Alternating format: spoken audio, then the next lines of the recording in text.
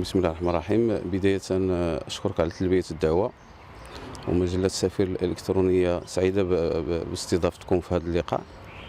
ما نفوتوش الفرصة نشكر السيد مدير المؤسسة على حرارة الاستقبال، الأستاذة خديجة بوسعيد. نبغي نسولك في الأول، وأنت تشرفي في التمثيل ديالك للمغرب والعالم العربي والإفريقي بحضورك في ملتقى ماليزيا، ودعوتك مستقبلا للحضور لمصر. ما سر هذا النجاح ديال التفوق ديال التعليم المدرسي في شخصكم؟ اولا كنشكركم بزاف على هذا اللقاء الصحفي اللي اختارتوا الجريده باش انها ديروا معايا. فانا يحصل لي الشرف ان كما دائما كنقول ان الصحافه المغربيه تشجع الطاقات الشبابيه. و فللاجابه على هذا السؤال الاول موجه لي، بدايه اود ان اشكر استاذ عبد المجيد العماري مدير المؤسسه اللي كيف كنقول احتضنني واحتضن هاد الدعوه ديالي بالمؤتمر الدولي في مصر. حقيقة أنا كنشوف بأننا في المؤسسة المغربية تنتلقاو مجموعة من الدروس اللي عندها علاقة بما هو كي كنقولوا تيوري. فبحال هاد المؤتمرات وبحال هاد لي زيفينمون فين كنخرجوا لا براتيك، ملي كنقراو في الاجتماعيات مثلا في التربيه على المواطنه، الحقوق، وكتسمع بالمنظمات، هادشي كتسمعو تيوريك. ولكن فاش توفر لك ولا كتعطاك الفرصه انك تشارك في بعض المؤتمرات بحال هذا، كتقول الحمد لله انني كنتلقى واحد لا فورماسيون ايدوكاتيف اللي هادفه. يعني في الاخير فاش غادي نخرج وغنكون كيف ما دابا تنمثل المغرب كومبيتونت، عندي واحد لو باك جراوند اللي هو فيه مجموعه من المعارف والمكتسبات.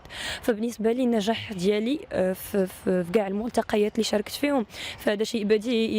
ان كان يدل على شيء فانه يدل على واحد التكوين جد جد جد متفوق او نيفو زعما ديال لو باركور سكولير ودابا يونيفرسيتير تاعي.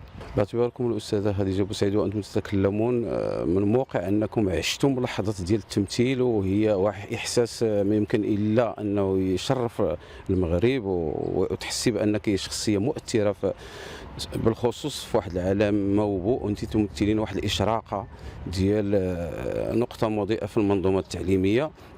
نبغي نسولكم واش تتفقين مع من يقولون ان هذه الانفلاتات التي تحدث في المنظومه من خلال شخصكم ومثيلاتكم في جهات اخرى، هل يمكن كيف السبيل ان نستكشف او نقف على مثل هذه الانفلاتات المجسده في الاستاذه خديجه بوسعيد ومثيلاتها وامثالها في باقي المناطق الاخرى؟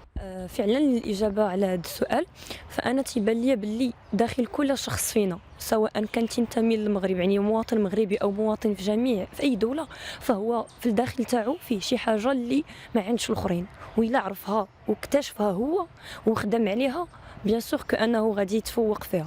فبالنسبه للمنظومه التعليميه انا تنلاحظ انني ماشي ما كنعتبرش راسي انفلات من هذا، لانه انا انسانه كنامن بالتغيير ملي كنت صغيره. يعني منذ نعومه اظافري كنت كنامن باللي انا بيسكو تنعيش في المغرب خصني نخلي لامباكت تاعي في المغرب، خصني ماشي غير مواطنه خصني ناكل ونشرب ونقرا ونخدم ونمشي للدار وندخل ونعس، لا، هذا ماشي هذا واجب كانوا كيعيشوه من عصر الجاهليه. راه كان هادشي كل انسان كيديرو، هذا شي حاجه اللي فيزيولوجيك عند الانسان. ولكن التفوق ديالو لا كرياتيفيتي تاعو امتى كتبان في المدرسه، فاش كيكتشفوك اساتذه كيحسوا بانك عندك داك واحد الطابع ديال انك لا تؤمن كيف كنقولوا بالقطيع. يعني ماشي ديما جو سوي جوست لو تروبو، بالعكس دائما تنحس براسي خصني ندير شي حاجه اللي مختلفه على الاخرين. فكيفاش نقدروا نكتشفوا الطاقات باش نخدموا عليهم؟ انا متاكده ان المغرب فيه طاقات ماشي جد ساميه، طاقات الا خدمنا عليهم كنظن ان المغرب يقدر يديكروشي هذاك لا بوزيسيون ديال ان بيي ديفلوبي. الا خدمنا عليهم نقدروا نوصلوا اننا نصبحوا دوله متقدمه على جميع المستويات. فلهذا انا في هذا المؤتمر اللي تم اختياري فيه كسفيره المؤتمر في المغرب، انا فاش مشيت لماليزيا كنت امثل المغرب فقط بحال جميع الممثلين. ومنين رجعت قلت خديجه دابا انت خديتي هاد الاكسبيريونس، ولكن كاينين بزاف الناس ما عارفينش هاد الاكسبيريونس، وانت كتعتبري راسك مؤثره سواء على لي ريزو سوسيو ولا في مجموعه من المؤتمرات، خصني نخلق لهم فرصه فين يبينوا للمجتمع ويبينوا يعني الجهات المسؤوله على القدرات تاعهم. فلهذا ملي جاتني هاد لانفيتاسيون باش نكون امباسادريس تاع افريكا وورد موديل يونايتد نيشنز في المغرب، عطاوني الاختيار انني نختار 12 ديليغي واكثر اللي يمثلوا المغرب واللي يدافعوا على حقوق المغرب واللي ماشي افريقيا عامه يعني. فهنا كنلاحظوا انه راه غير سو سون دي كي شيرش تروف. انا هادشي باش كنامن الا بحثتي غادي تلقى.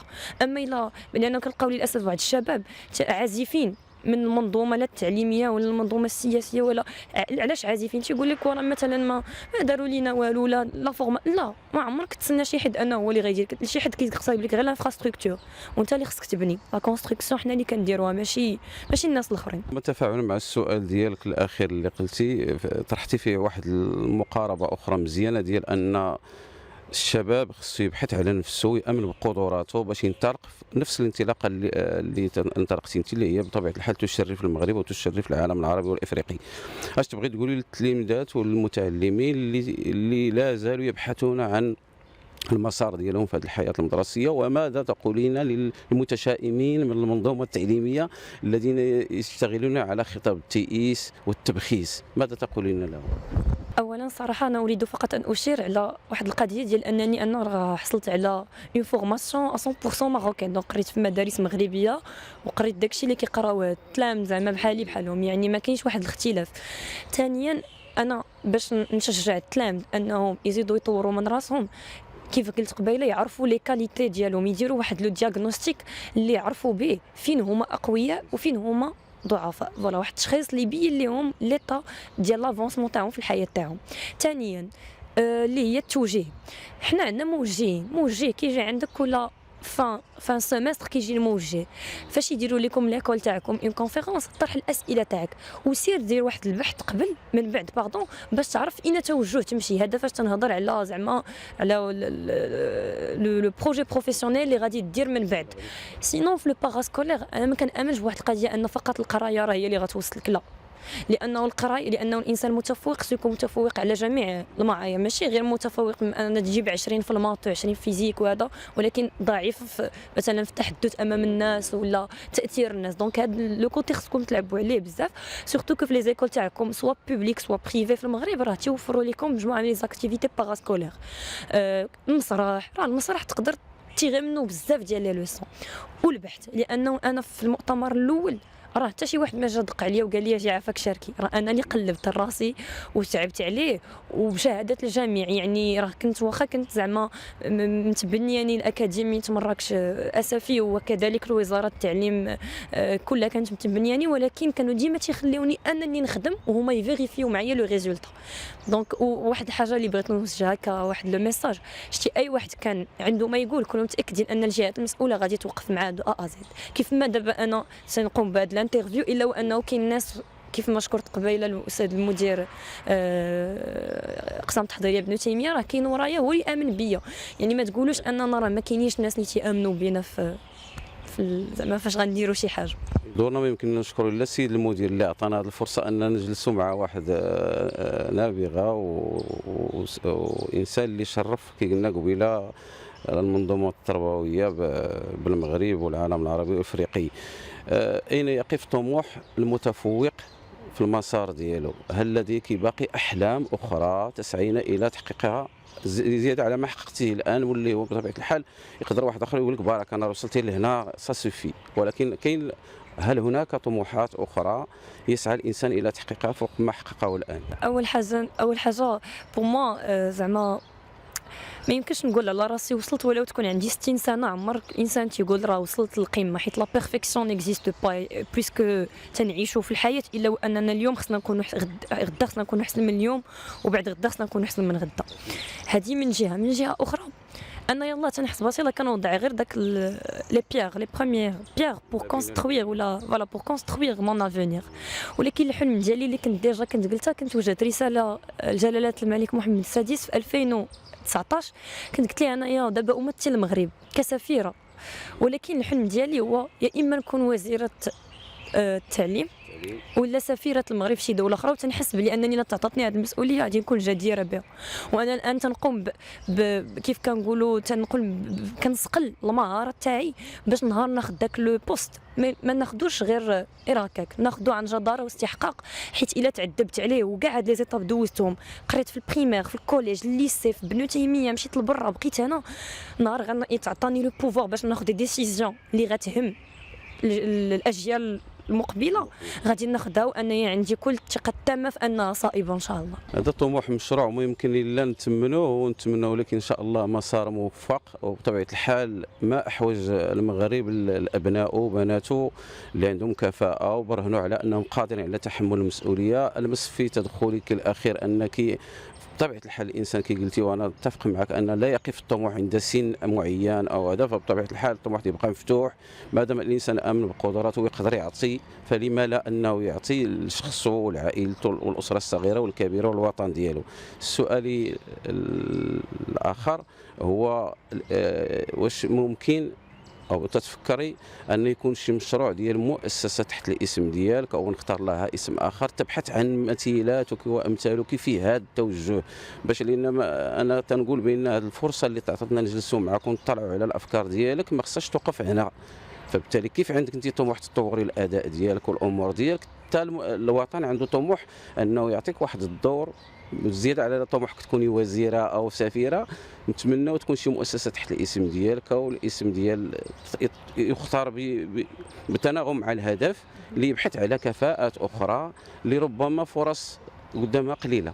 في نفس الاتجاه كيف قلت قبيله انني دابا راه بريسك عندنا واحد 14 ديليغي اوفيسيال من المغرب اللي يلاه هذا الصباح وصلتهم لي ليتر داكسبتاسيون في المؤتمر، واللي عملت شخصيا على انني غندير لهم واحد دوره تكوينيه غراتويتمون وغنوفر لهم دي كوتش او نيفو انترناسيونال اللي ديجا خداو اللقب ديال ذا بيست ديليغيت في واحد الكانسل، لانه هي في الاخير مسابقه اللي غنعرفوا في الاخير شكون هو احسن ممثل في العالم.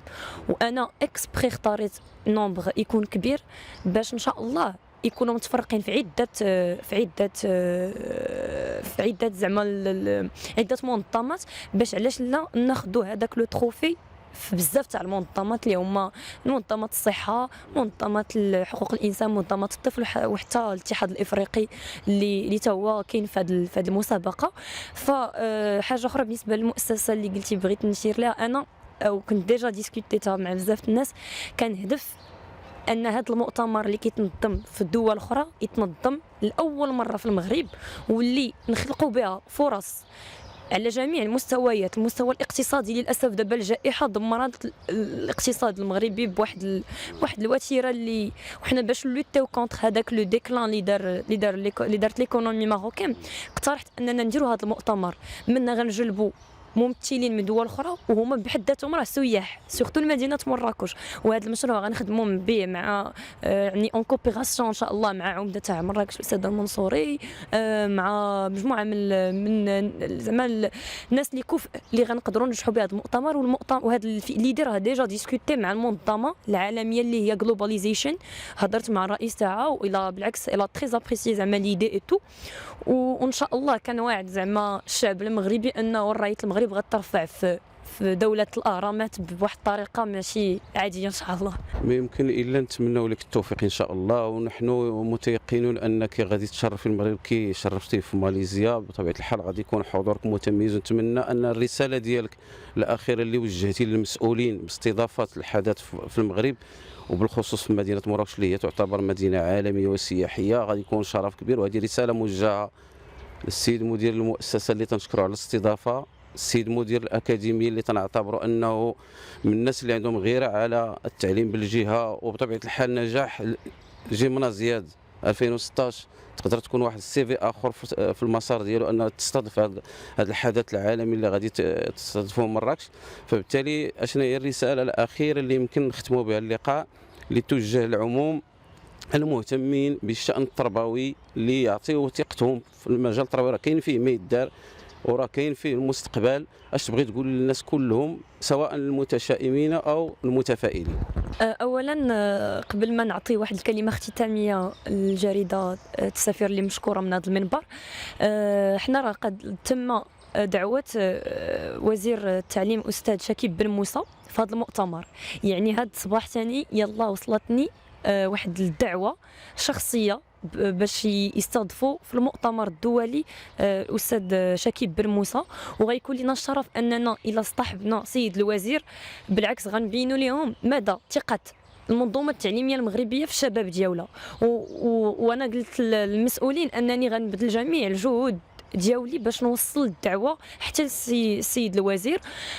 وان شاء الله كنتمنى انه يمشي معنا حتى لمصر ويدوز معنا هذاك لو سيجور تماك. بالنسبه للكلمه اللي نبغي نعطي اختتاميه، انا كيف كنقول دائما ما كايناش شي حاجه اللي كنسميوها nothing is impossible، يعني everything is possible، اي حاجه راه ممكنه. حط الهدف تاعك، غير الهدف باش توصل ليه خاصك اون استراتيجي. كيف ما لونتربريز، كيف ما الحياه، كيف ما اي مشروع كتبغي ديرو في حياتك، هو الا غتخصو واحد لا استراتيجي. امنوا بالانفس تاعكم، امنوا براسكم، وقول الا ملي ما كان حتى شي واحد في المغرب غيوصل هذا الشيء انا غادي نخدم عليه وغادي نوصل ليه ان شاء الله. وبيان سور راه لي ريزو سوسيو تاعي راه كاينين، اللي اي واحد بغى يتواصل معايا راه خديجه بوسعيد غيطابي في اي ريزو سوسيو، راه جو ريبون تو الموند. راه بالعكس هاد المشاركين اللي بغاو يشاركوا في المؤتمر انا كاع ما تنعرفهم، نص فيهم ما كنعرفهمش، وبالعكس تواصلت معاهم اي تو. دونك اللي فاش ما قدرت نحتاج نعاونكم زعما لا في كوتي القرايه ولا في كوتي باراسكولي غادي تلقاوني دائما في الخدمه تاعكم. وشكرا. سعداء بالاستضافه ديالك وتنشكرك على تلبيه الدعوه، ونتمنى نعاودوا نتلاقاو معك بعد الرجوع ديالك ان شاء الله من مصر ان شاء الله باش تعطينا افكار اخرى جديده. شكرا لك وشكرا للسيد المدير المؤسسه اللي استقبلنا، وتحياتي لكم جميعا والسلام عليكم ورحمه الله تعالى وبركاته.